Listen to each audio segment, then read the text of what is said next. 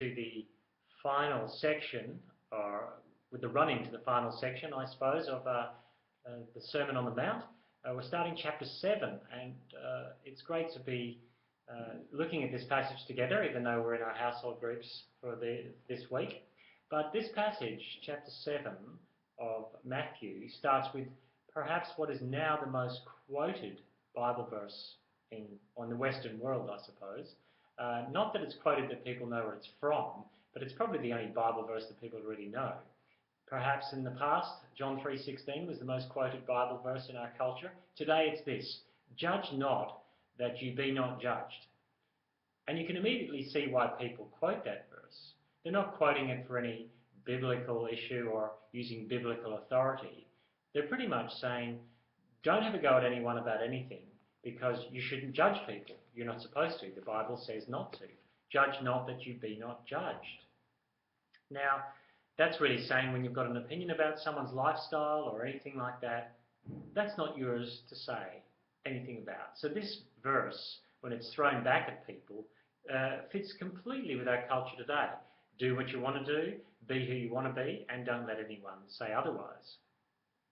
But as you'll know by now, when we're looking at Matthew's Gospel, we're looking at the context of Matthew chapter 7.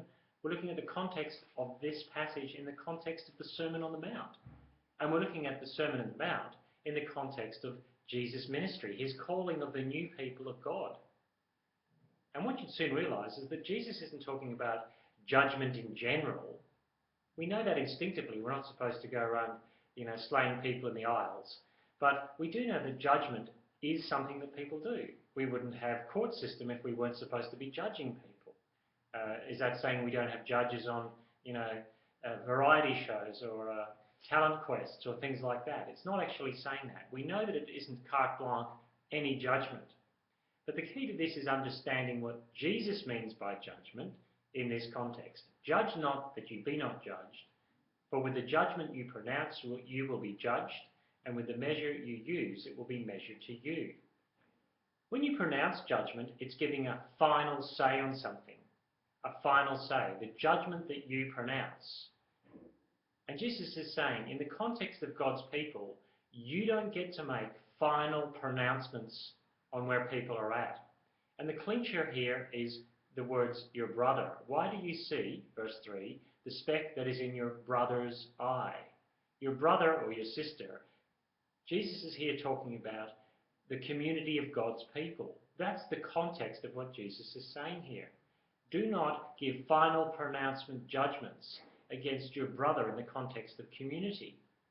And we already know that Jesus is setting a higher standard for God's people than he is for the rest of the culture around. He's saying we're to be salt to the world, we're to be a light to the world, the city on the hill. Everything Jesus is saying here is that the standard is pretty high. So in one sense, no judgment at all doesn't make sense.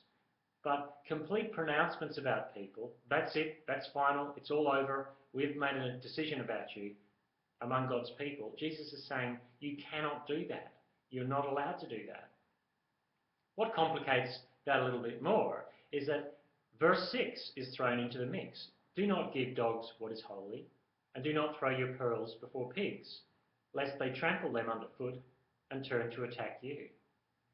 Jesus himself is making a judgment at this point between some things that are holy and things that are not, between pearls and what you would give pigs, pig food.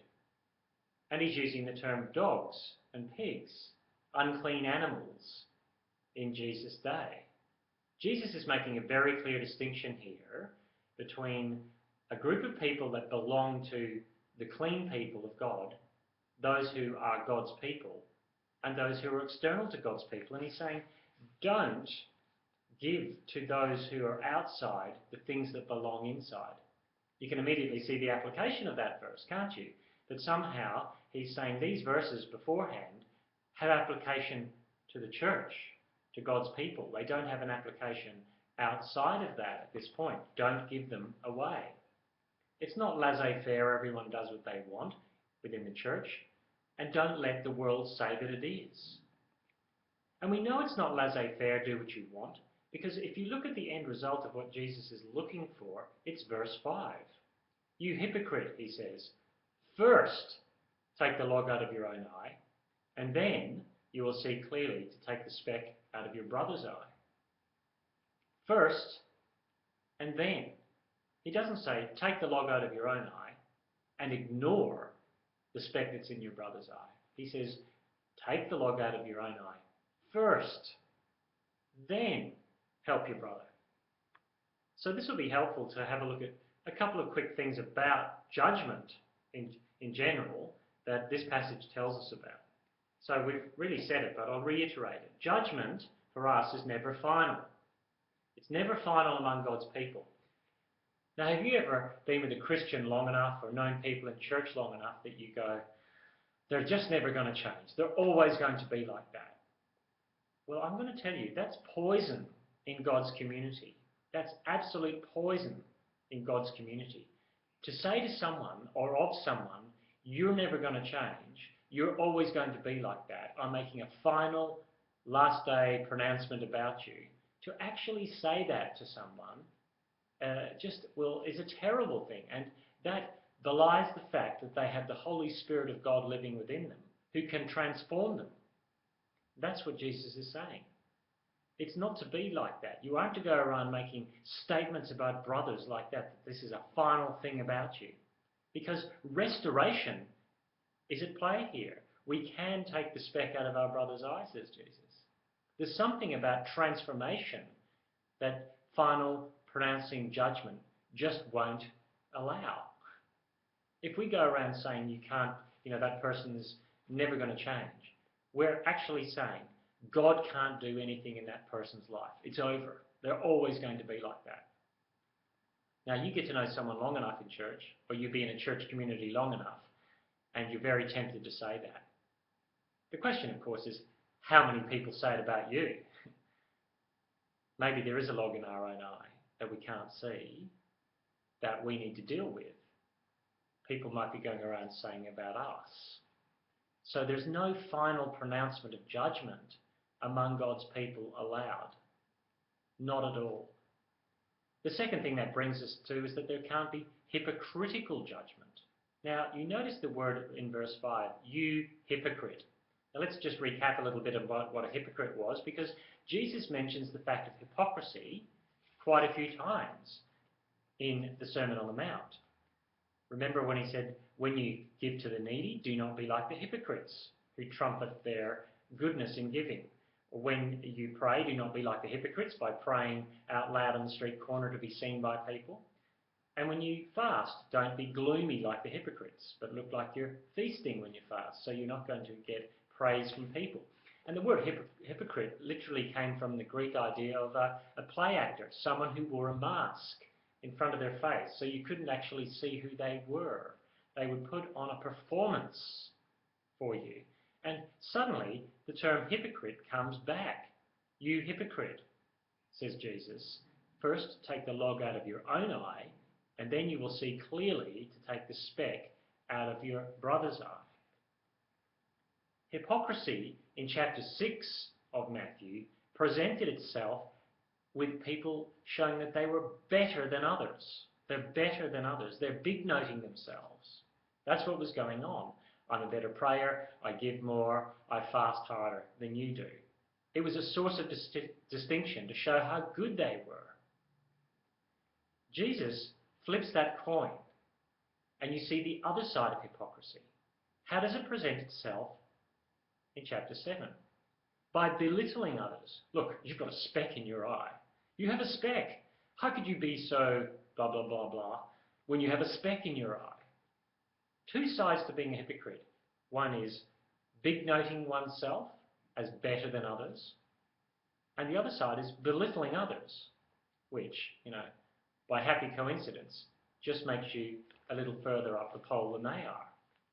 And that would show us that the heart of hypocrisy is constantly comparing oneself favourably to others and constantly comparing others unfavourably to oneself.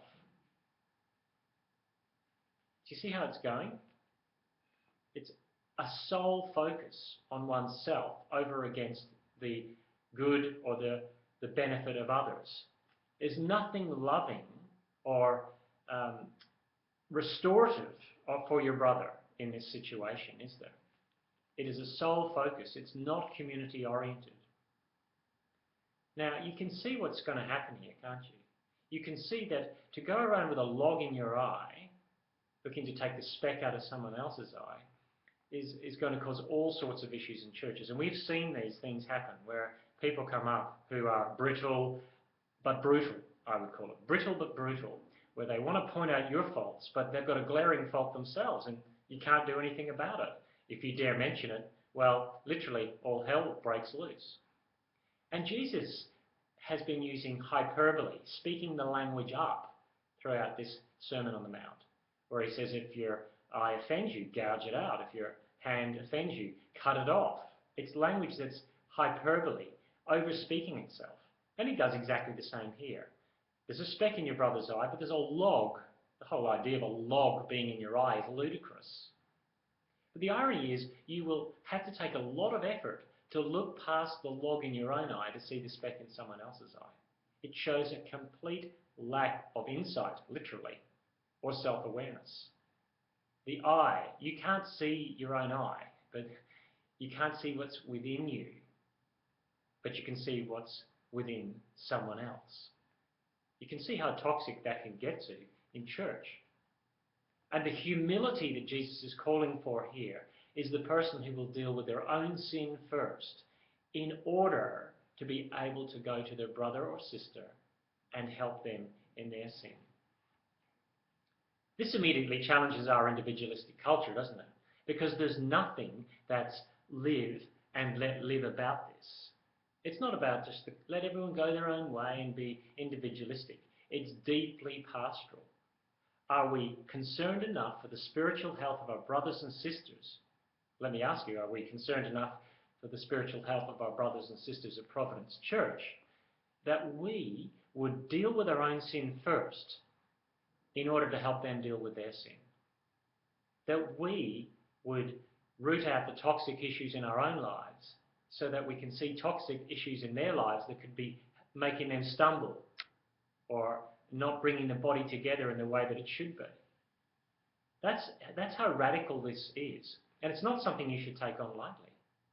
Because all too often we've seen churches where, there's oppression or what we call heavy shepherding, where the leaders who've got obvious faults are shooting down all the members of the church for their minor indiscretions. And everyone's left wondering, what's going on? How come no one's speaking to them? How come no one's saying anything there? Once you get that sort of culture, things have gone wrong.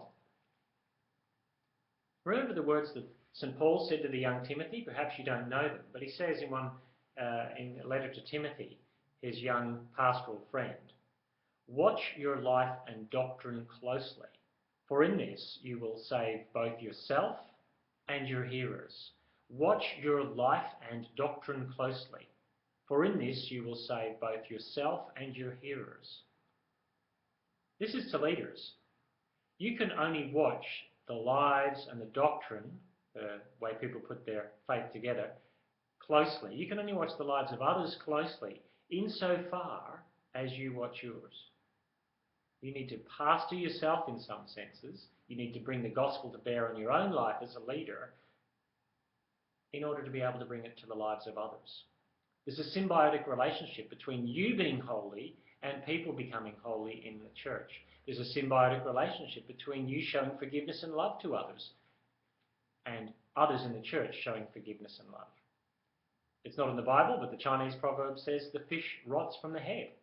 And Jesus is getting at that at this point. And as we conclude, you can suddenly see that what we need here is a community with a deep concern for holiness, a deep concern to remove sin from oneself in order to help others, in order to pastor others away from their destructive behaviour or habits. We need to walk away ourselves in order to help them. And the edgy last word is that Jesus does indeed make a serious judgment call, because he has a great divisive verse at the end. Do not give dogs what is holy, Do not throw your pearls before pigs, lest they trample them underfoot and turn to attack you. Now, the idea of dogs and pigs are unclean animals in that context, and also fierce animals in that context. Pigs weren't that domesticated. Think more of the wild boar in the Asterix books. Dogs were roaming the streets. Jesus says, don't give them what is holy, and he makes a clear distinction between what's holy and unholy. Do not throw pearls before pigs. What should you throw pearls to? What should you throw to pigs? Not pearls, food, not something expensive. Jesus is saying, this passage is for God's community. This is a place where we can respond to the sin of others among God's people in a way that is going to be healthy and in a way that is not going to bring back upon us this rabid response of the dogs or the pigs. In a sense, Jesus is saying we don't need to justify ourselves before the world in some sense. Because in some sense, there's no answer that will work for a world that does not like us. The dogs are never going to like us, says Jesus. The pigs are never going to like us. They'll hear this judging not and judging, and they'll treat the church harshly. They'll say, what's it to you whether that person in church is behaving that way? That's nothing to do with you. How dare you? Well, we don't operate like that. We say that everyone is responsible for each other, that the body of Christ may grow up healthily, each part of the body working itself out in love. The irony is that the culture has indeed taken that first verse, judge not that you be not judged, and beaten the church over the head with it, saying, you people are always judgmental about everything. And I would say we have to be very careful. Now, that gives us the freedom, I think, to be very clear in church that we're about a holy community. But we don't need to sweat it when the culture out there is not. Jesus is saying, don't expect the culture out there to like you, and don't expect that you can bring to the culture the things of God without the culture turning on them. I think Jesus is making a very clear distinction here between the watching world and the church, that the expectation of how the church behaves is different to how the church would expect the world to behave. Jesus has no expectations of how the world should behave here. And that gives us an idea that we shouldn't go around wagging our finger at the world, but we should say, let's deal with our own sin so that we can help our brothers and sisters grow in godliness and holiness. So we can bring our holy things before our brothers and sisters, Jesus says, but not those outside. It's a wise word in this cultural day when the church is under a lot of pressure to conform to what the rest of the world does and how the rest of the world lives. Let's leave final judgment to God. Let's be careful how we treat other people, and let's be holy in our own lives in order that we can help others be holy in theirs. I'm going to leave you with some questions, or your leaders with some questions that you're going to discuss as we look at this passage together. And we'll all be together again next week, albeit in a different building. See you then.